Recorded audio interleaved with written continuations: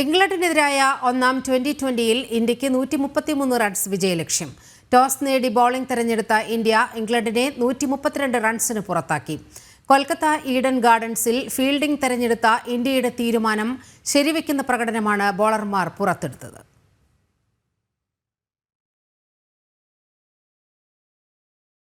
വിവരങ്ങളുമായി chief editor Pradeep Pillai ചേരുന്നു. പ്രദീപ്, വിവരങ്ങൾ. ഈഡൻ ഗാർഡൻസ് കൊൽക്കത്തയുടെ ചരിത്രം 2020-ൽ ആദ്യം ബോളിംഗ് തെരഞ്ഞെടുക്കുന്ന ടീമുകൾ, ആദ്യം ബോൾ ചെയ്യുന്ന ടീമുകൾ വിജയിക്കുക എന്നുള്ളതാണ്. കഴിഞ്ഞ 12 കളിയിൽ 7-ലും അതാണ് സംഭവിച്ചത്. ഇന്നത്തെ കളിയും ആ വഴിക്ക് പോകുന്നു എന്നാണ് ഇതുവരെയുള്ള സൂചനകൾ നൽകുന്നത്. നേരത്തെ പറഞ്ഞതുപോലെ തന്നെ ടോസ് നേടിയ Indian captain Suryakumar Yadav fielding തെരഞ്ഞെടുക്കുകയായിരുന്നു. ഇംഗ്ലണ്ടിനെ 132 റൺസിന് 20ാമത്തെ ഓവറിൽ പുറത്താക്കുകയും ചെയ്തു, ഓൾ ഔട്ട് ആക്കുകയും ചെയ്തു. 3 വിക്കറ്റ് നേടിയ, വെറും 23 റൺസ് നൽകി 3 വിക്കറ്റ് നേടിയ വരുൺ ചക്രവർത്തിയാണ് ആക്രമണം നയിച്ചത്.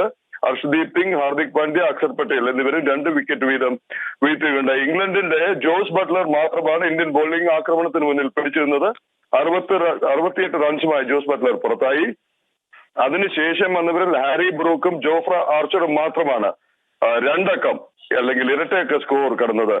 തിരിച്ചടി തുടങ്ങിയ ഭാരതം സഞ്ജു സാംസന്റെ നേതൃത്വത്തിൽ കനത്ത ആക്രമണമാണ് അയച്ചുവിട്ടത്. സഞ്ജു സാംസണും അഭിഷേക് ശർമ്മയും കൂടി കനത്ത ആക്രമണം അയച്ചുവിട്ടു. പക്ഷെ 20 പന്തിൽ 26 റൺസുമായി സഞ്ജു സാംസണും പിന്നാലെ വന്ന ക്യാപ്റ്റൻ സൂര്യകുമാർ യാദവ് 3 പന്തിൽ വെറും 0 റൺസുമായും ഡക്കായും ഔട്ടാവുകയായിരുന്നു.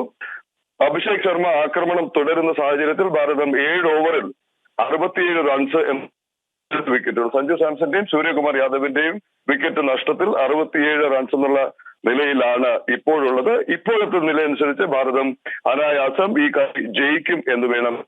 വിക്കറ്റിന്റെ അനിശ്ചിതത്വങ്ങൾ വഴിയിൽ വന്നില്ലെങ്കിൽ.